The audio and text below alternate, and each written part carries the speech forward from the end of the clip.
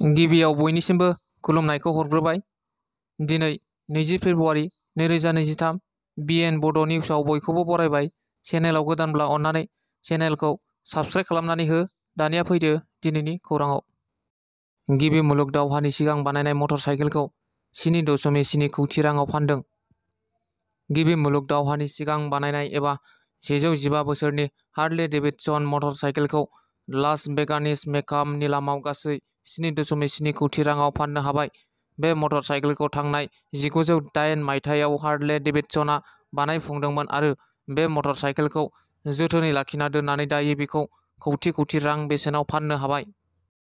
बड'लेण्डआव जानो गोनां गिबि खेबनि थाखाय बड'लेण्ड इन्टारनेशनेल नलेज फेस्टिभेलाव बलिउडनि मुंदांखा फावखुंगुर विवेक आनन्द अबेरय बिथाङा फैगौ 27 फेब्रुआरियाव फेस्टिभेलाव गावनि बाहागो लाफैगोनखौ समाजारि बिजोंनि गेजेरजों फोरमायथिना होदों।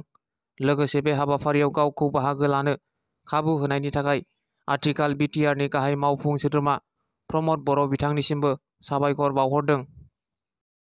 चिरां जिल्ला रुनिखाता थानानि सिङाव थानाय भारत भुटान साखाथियाव 14 बोसोर बैसोनि उन्दै हिन्जावसाखौ जिनाहारि खालामनो नाजानाय 3 लांसुनिया हौवाफोरखौ दाबो चिरां पुलिसआ हमनो हानाय जायाखै। 3नि गेजेराव गाहाय दायनिगिरि दान्थाल नार्जारिया सावगारियाव नुनायानो। 3 लांसुनियाफोरा बहाय दं बेखौ दासिमाव खौरां मोननाय जाथ'वाखै। थांनाय बावैसो साननि सिगां खौरां बिजोंनि गेजेरजों फोसावजानाय क'क्राझार आमगुरि डन बस्क' स्कुलाव फरायबाय थानाय सासे फरायसा गोमानाय अनजालु नार्जारिखौ मोनफिनबाय होननानै मिथिनो मोननाय जादों। मानसि गोमानानै दङ। तामुलपुर महकुमानि कुमारिखाता पुलिस बिफाननि बेन्दोंआव थानाय देलायस्रि बाजार टार्निं बिफा दमदमा मोसाहारि आरो बिमा मालती मोसाहारिनि फिसाज्ला रबेन मोसाहारिया 5 बोसोरनि सिगां पान्जाब रायजोआव खामानि मावनो थांदोंमोन। खामानि मावनो थांनाय समनिफ्रायनो दासिमबो खेबसेबो न'खराव खौरां एबा जगाजग गैया। न'खरनि सुबुंफोरा फोथायनाय लाखिदों दि रबेन मोसाहारिया दासिमबो थांनानै दङ। बेनिखायनो सोरबाफोर रबेन मोसाहारिनि थंखौ मिथियोब्ला एबा नुदोंब्ला कल खालामनानै न'खरनि सुबुंफोरनिसिम खोन्थाहरनो खावलायदों।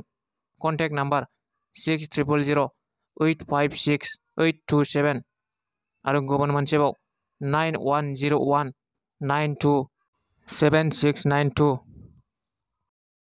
बर' थुनलाइ आफादनि मोनसे खौरांगिरि मेल।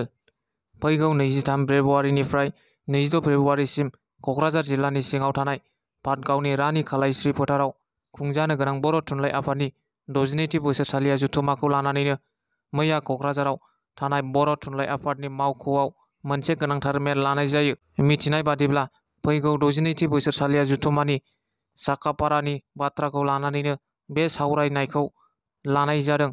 बेखौनो नोजोर बोनानै मैया खौरांगिरिफोरनि गेजेरजों मानगोनां आफादगिरि धरेन बर' बिथाङा फोरमायथिनाय बादिब्ला हाबाफारियावनो आथिखाल थुनलाइ आफादनि गोजाम आफादखौ सिफायनानै गोदान आफाद दानानै लानाय जागोन। लोगोसे बे जथुम्मानिनो थान्दै मेलनि गेजेरजों गोदान आफादगिरि आरो गाहाय नेहाथारिजों लोगोसे गुबुन गुबुन बिबानगिरिफोरखौ दानानै लानाय जागोन।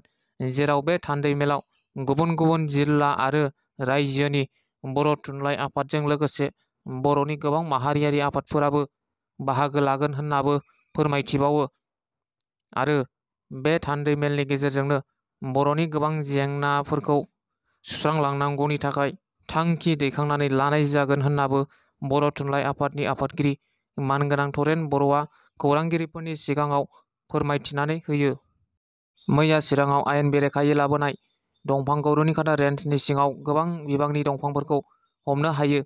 मिथिनाय बादिब्ला मैया हरनि 10:30 रिंगासोआव सुलुंनिफ्राय मिथिना रुनिखाता रेन्जनिफ्राय थांना गोबां गेदेर गेदेर दंफांजों लोगोसे गंनै ट्रेक्टरखौ हमनो हानाय जादों।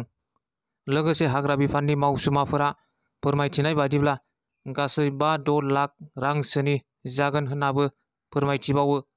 नाथाय दंफांखौ हमनो हादोंब्लाबो दंफां सिखावफोरखौ दाबो हमनो मोननाय जायाखै होनना फोरमायथिबावो। मानोना बिथांमोना दंफां हमजानाय लोगो लोगो खारखोमानो हादों होननानै खौराङाव फोरमायथिदों। गावनि बिसियानो फिसायखौ 17,000 रां होनानै एसिडजों गाग्लोबदों। जाथाया जादोंमोन दाखालि थांनाय 17 फेब्रुआरि खालि गसाइगाव महकुमानि सिङाव थानाय पद्मबिल गामियाव।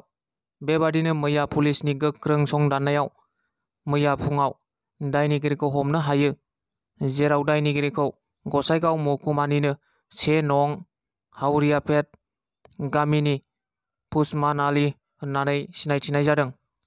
मख'जाथावदि एसिड साजानाय उकिल आब्दुल साजादनि बारग' बिसि राशिदा बेगम आरो बिनि फिसाज्ला मारुफ आहमेदानो उस्मान आलीनो 17,000 रां होनानै बेबादि मुगैथाव हाबाखौ मावदों होनना गसाइगाव पुलिसआ खौरांगिरिफोरनि गेजेरजों फोरमायथिनानै होयो। लोगोसे गासै दायनिगिरिफोरखौ पुलिसआ हमजोबबाय होननानै मिथिनो मोननाय जादों। बर' रावजों फरायनाय फरायसाफोरनि थाखाय मोनसे मोजां खौरां। देग्लायनिफ्राय थाखो 11 खौ बर' रावजों फरायनो मोनसिगोन। इंराजिनिफ्राय थाखो 11 आरो थाखो 12 नि बर' रावआव दानस्लायनाया सोलिगासिनो दङ। बर' थुनलाइ आफादनि हांख्रायनाय आरो गरेस्वर गुदि बर' थुनलाइ आफादनि बानजायनायाव बाक्सा जिल्लानि सिङाव थानाय गरेस्वर नोगोर न'ब्लाङाव सुक्रुबार आरो सनिबार साननैनि हाबाफारिजों जौसिन थाखोनि राव सोलायनाया जोबनानै थांबाय। मख'नो गोनांदि थाखो 11 नि फरा बिजाबनि राव दानस्लायनाया 100% जाफुंसारबाय।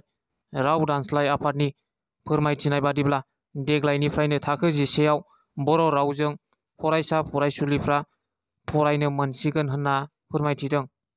बांग्रि मावदों। सा-सानजा भारतनि अरुणाचल प्रदेशआव मैया रिएक्टर स्केलाव 3.8 गोख्रोंथिनि हरखाब बांग्रि मावनाया थागिबि सुबुंफोरखौ गिखांहोनाय खालामदों। नेशनेल सेन्टार अफ सेस्म'ल'जि (NCS) नि रिपर्ट बादिब्ला अरुणाचल प्रदेशनि सोनाब ओनसोलाव 3.8 गोख्रोंथिनि बांग्रि मावदों आरो बे बांग्रि मावनायजों सुबुंनि जेबो खहा जायाखै होननानै फोरमायदों। दिनैनि खौरांआ बेखिनियानो। गोजोन्थों।